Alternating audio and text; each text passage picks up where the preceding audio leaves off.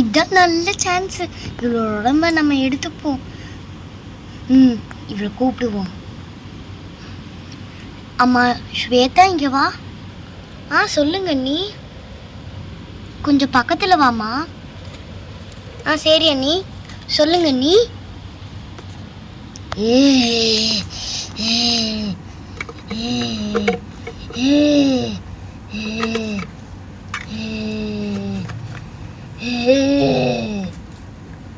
ஐயோ அண்ணி, என்ன நீ பேய் மாதிரி இருக்கீங்க? ஜெட்டா பிட்டா மாற்றிட்டு வந்தீங்களா? இன்னும் உங்கள் ஃபேஸே ஒரு மாதிரியா இருக்கு. அம்மா விழுந்துட்டனே.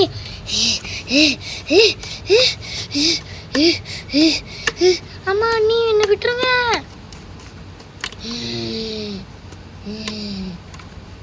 இந்த பொண்ணோட உடலும் நம்ம எடுத்தாச்சு.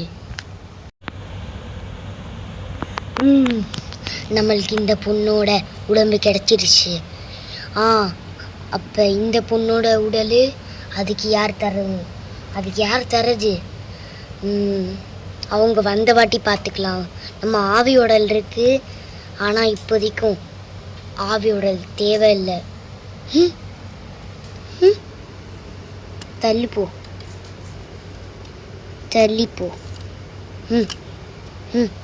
இந்த குழந்தை தூங்கட்டும்.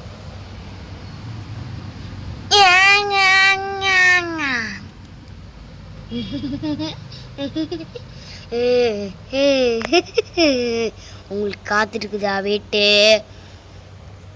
நதினா என்னன்னு நினச்சிட்டு இருக்கிறீங்க? டம்மி பீஸுன்னு நினச்சிட்டு இருக்கிறீங்களா? ரொம்ப வருஷத்துக்கு முன்னாடி என்னை போய் அடைச்சி வச்சுட்டு என்னோட ஆசை நிறைவேற விடாமல் நீங்கள் தானே எல்லாம் செஞ்சீங்க. இந்த உலகத்தில் ஒரு மனிதர் கூட இருக்கக்கூடாது, பார்த்துக்கோங்க. எல்லாம் அந்த முன்னோர்களில் சொல்லணும். நான் பாட்டிக்கு செவனேன்னு இருந்தேன். என்னை பிடிச்சி அந்த மந்திர டபாக்குள்ளே போட்டு அந்த கடல் தூக்கி போட்டாங்க. அவங்கள சத்தியமாக நான் விடவே மாட்டேன். அவங்க வரட்டும். அப்புறமேட்டு இந்த பொண்ணுக்கு நம்ம ஆவியுடன் கொடுத்துப்போம்.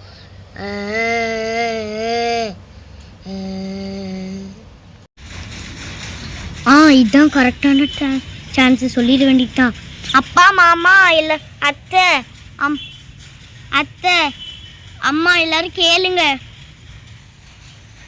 என்னடி திருவிழாவில் வந்துட்டு நாமளே அங்கே கூட்டமாக இருக்கு கோயிலில், கூட்டம் முடிஞ்ச வாட்டி போய்க்கலாம் அப்படின்னு நினச்சோம். நீ வேற கத்திட்டே இருக்கிற.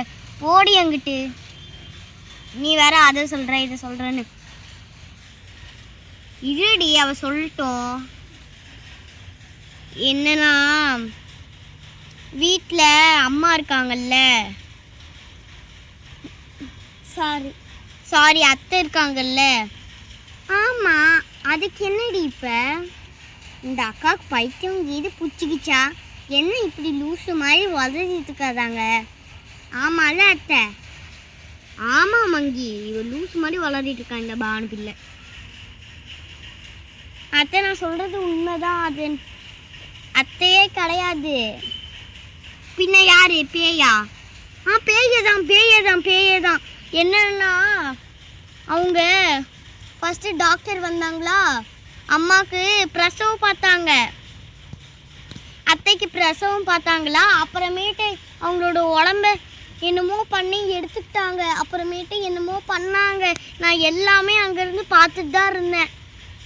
அந்த ரூம்லேருந்து எட்டி பார்த்தேனா அது எல்லாமே தெரிஞ்சிச்சு. நீ ஏன்டி எட்டி பார்க்குற அதெல்லாம்?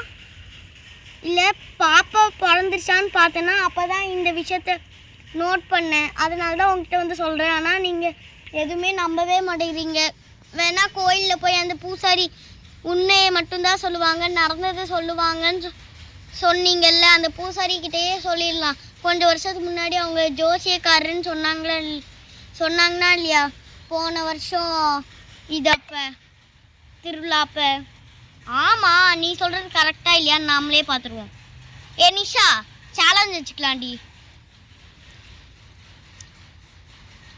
உனக்கும் இங்கே பாரு பானு, உனக்கும் நிஷா அத்தைக்கும் சேலஞ்சு. இப்போ நீ வந்து அந்த குறி சொல்கிற அம்மா வந்து உனக்கு வந்து இந்த மாதிரி நடக்க போகுது அப்படின்னு சொல்ல மாட்டாங்க. அப்படி சப்போஸ் சொன்னாங்கன்னா உனக்கு நிஷாத்தை வந்து 500 ரூபாய் தரணும். இதுவே நீ வந்து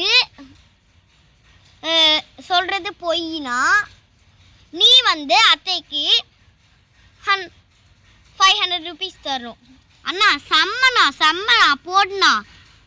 பானு சேலஞ்ச் வச்சுக்கலாம். சரி வாங்க எல்லாரும் கோயிலுக்குள்ளே போகலாம். இங்கேயே உக்காந்துருந்தா டைம் தான் ஆகும். குறி சொல்கிற அக்கா கிட்ட போய் சீக்கிரம் கேட்போம். 500 ரூபாய் எனக்கு தான் வரும். அவள் பேய்கின்னு வளரிட்டு இருக்கா. அப்படின்னா 500 ரூபாய் ஜாலி அவள் தான் தரணும். அவளோட சேவிங்ஸ்லேருந்து எடுத்துக்கலாம்.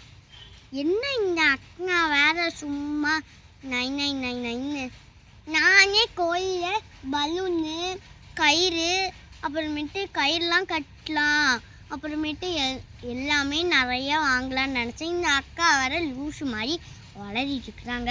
லூஷ் அக்கா.